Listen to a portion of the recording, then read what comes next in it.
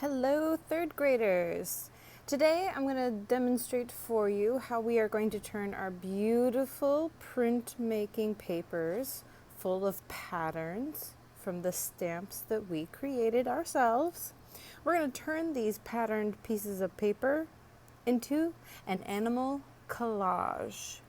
We're going to be using our main shapes to help us create the collage pieces for our animals.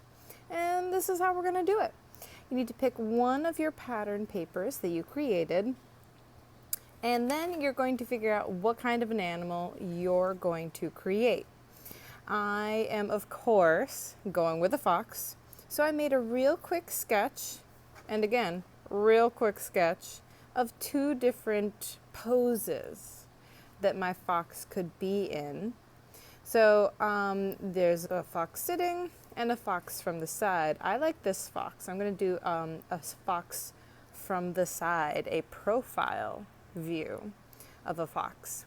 Now you'll notice that I drew my fox real quickly. I sketched him, I drew quickly, and I used my main shapes to create the basic body parts.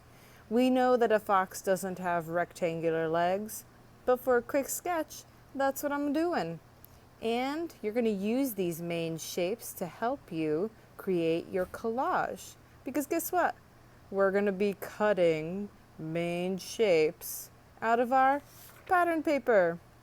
So for my fox, I'm going to need a circle, an oval, 1, 2, 3 rectangles, 2 triangles, and a funky oval with a little point at the end. We could call it a teardrop. So I'm going to keep my plan over to the side, and I'm going to take my pattern piece of paper. I'm going to flip it over, and this is where I'm going to draw my main shapes that I need. If you want some help drawing your main shapes, I have provided all sorts of stencils at your tables for you to use. To make sure my fox isn't too small, I'm going to go ahead and use my circle stencil for the head shape. Now I'm going to try and use as much of my paper as possible, so I don't want to waste any of my paper, meaning I want to fit as many shapes as I can. Notice how I'm squeezing my circle stencil right onto the corner.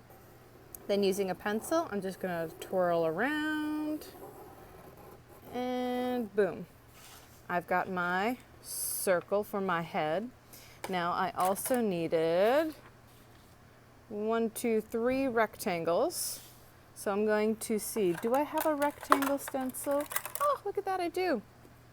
So again, I'm going to make sure I'm not wasting any of my paper.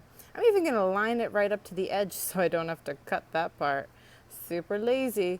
We can call it lazy, but we could call it more efficient. Work smarter, not harder, right, artists? So I'm going to carefully hold with one hand and trace around it with the other. So there's one. Look at this. Super efficient. I'm lining up my stencil with this pencil line and my bottom edge. There's 2. 2 rectangles.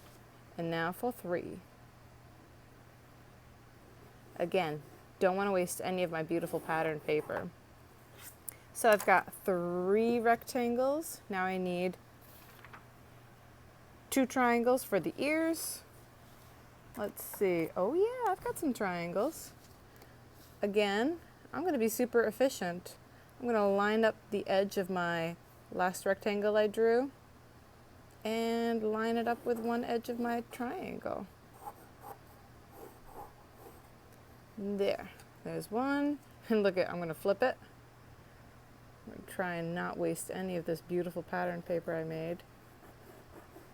And pressing down firmly to hold that stencil in place. Boom. Triangle. Now I'm also going to need a really large oval and a really large teardrop for my body and my tail. And look at that. Because I was so careful with using all of my paper and not wasting, I've got all of this left of my pattern paper to use. So I know I'm going to have 2 large shapes So I'm going to go ahead and kind of break up this leftover space into 2 equal parts. Let's see. I can just go ahead and draw a line right down the middle. Now I need to fit a tail on this side and a body on this side. So I'm just going to lightly sketch that myself, trying again not to waste any of my paper. Boom, look at that. Teardrop, that's the tail. And now I need a body.